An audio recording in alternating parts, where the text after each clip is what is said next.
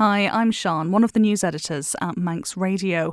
The Select Committee on the Regulation of the Steam Packet Company recently published its report following a year-long investigation into how the ferry operator is run. I've been speaking to the chair of that committee, Jason Moorhouse. One of the recommendations is about developing a new framework for sea services. Why was that something that you focused on? I think in terms of the expectations of what the committee would do, that was the underlying aim in terms of we've had a sea service agreement in place since 2018 when the company was taken over. It was a rush job in some respects, and given the time that's gone by, we need to actually be looking at what we actually need in 2025, 2026 and going forward. So we felt that was a priority, and that really did place a great steer on what we did and who we spoke to and really what the report looks like at the end.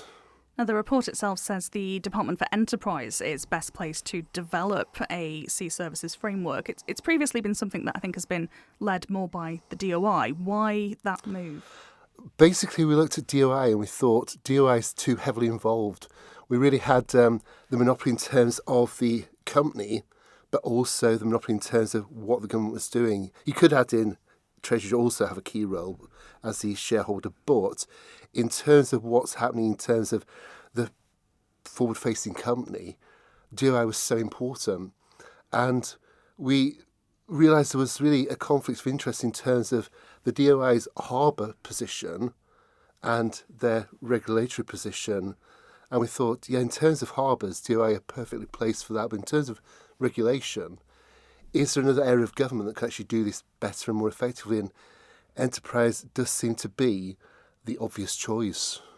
In terms of from the evidence you heard around the Sea Services Agreement, is it fair to say that pretty much everyone you heard from did seem to be of the opinion that it is something that needs to be looked at?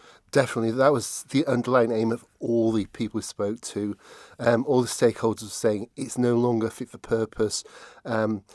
The steam packet said, we need something new. And at the same time, they were kind of going for that profit aim that was one of the key aims of what the company would be doing. And, it was kind of a strange position to be in that everyone wanted change, but we were kind of so slow to achieve it. Now, the recommendation itself asks for this to be something that's looked at by the end of 2025. Do you think that's enough time?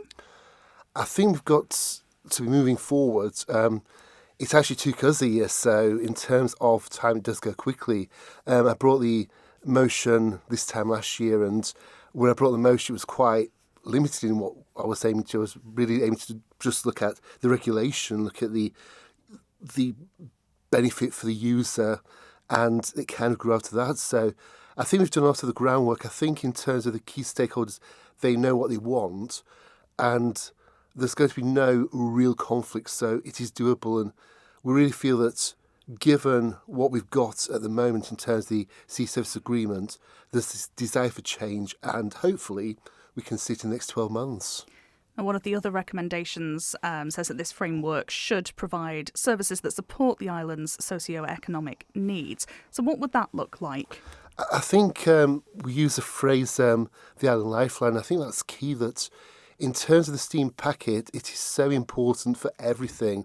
It brings our food, it takes us away on holiday, it's basically a core ingredient for who we are, but also it's important for visitors. So I think in terms of going forward, it's really important that rather than it be looked at as a company and a government, we're actually looking at the user and giving it much more emphasis in terms of what people are actually requiring, what companies are requiring.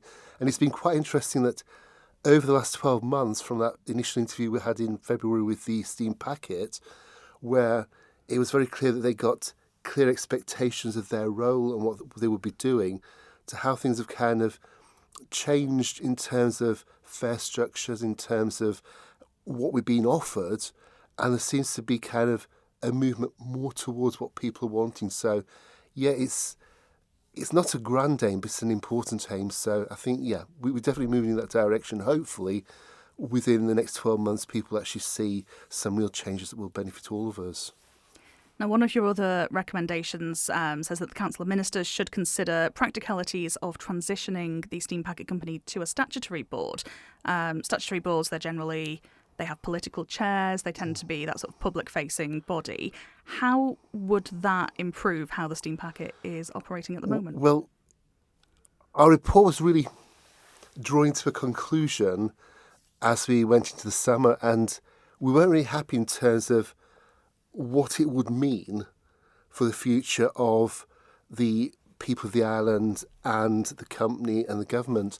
And we looked at various kind of possibilities, and it really came to a head in the first sittings of this year in terms of how the steam packet was becoming a political football. We were having the Chief Minister putting his comments forward. We had the Enterprise Minister who was making contributions, with the DOI who were contributing. We also had the Treasury Minister, and it felt as though it was kind of the political football. And it was that kind of phrase, this is arm's length, this is kind of separate. We felt we needed to do something that actually gave the company a clear identity with a political ingredient.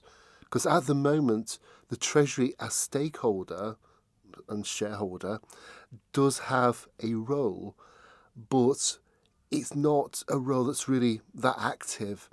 And we thought in terms of the statutory boards, there was a possibility that we could get a political input that would be positive both for the company, but also for the people and for the government itself. So it was something that came rather slow to us, but the meetings we had in November with the Post Office and the MUA really did cement that thought as a possibility. But given it's a dramatic change and something that perhaps wasn't something people were expecting, we've given Timwell the option of, do we want this, or do we actually want to change what we've got and make what we've got better in terms of the Treasury's role? So we have brought something to the table that's new, but we said if we can't have the new thing, could we actually have a better input from the Treasury? And in terms of the deadline date, again, it's by the end of this year. So we're really wanting to see some big changes in the coming months. In the conclusions that the report features, it says there should be limited political and government interference in how the steam packet runs day to day. Do you think having potentially a political chair would fly in the face of that a bit? I think it's going to have to be very clear in terms of what that chair does and how that chair behaves. And it was interesting from both the Post Office and the MUA, there's a recognition that the political chair was able to bring in a voice of the people. And there is kind of, when you're a company, you're working for the profit, you're working to actually keep the business going, etc., etc. But as politicians, we've got that daily link with our constituents and the key stakeholders, and we did feel it was something that needed to be considered. But at the same time, we thought, with this being quite a major change, it needs to be an either-or option. So we haven't said this must happen, but we're saying this should be considered. And in terms of that either-or, you mentioned your original motion. I think that was asking if there could be an investigation into whether Cura could be a regulator for the steam packet. Is that the sort of thing you might envisage Treasury looking at if they don't go down the statutory board route? That's one possibility. In terms of the original motion, Cura was just going to be given the task of looking at how the company could be regulated and the need for a customer charter. So that really is something that's been in the background of what we've been doing.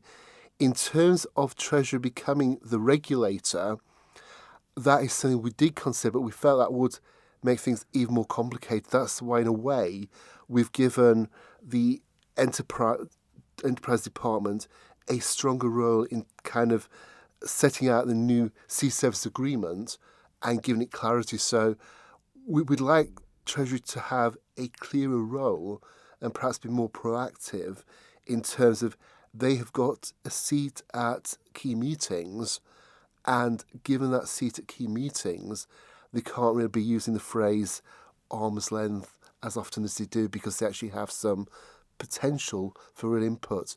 And just going back to the role of the politician as chair, it's there to be kind of supporting the board and not to be guiding the board and making key decisions that the board are expected to follow.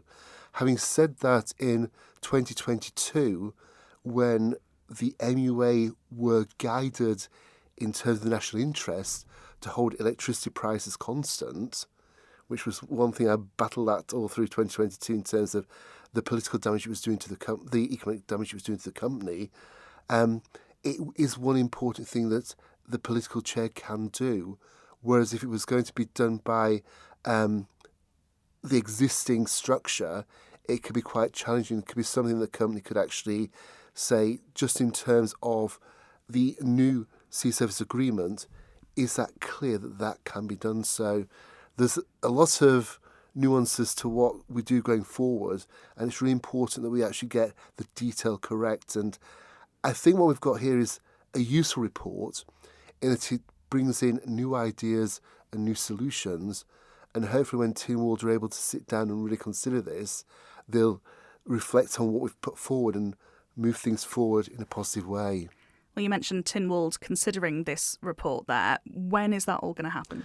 It's going to be 2 months from it being submitted, so it's going to be into March, probably, March sitting. Thank you for making it to the end of the Manx Radio Newscast. You are obviously someone with exquisite taste. May I politely suggest you might want to subscribe to this and a wide range of Manx Radio podcasts at your favourite podcast provider, so our best bits will magically appear on your smartphone. Thank you.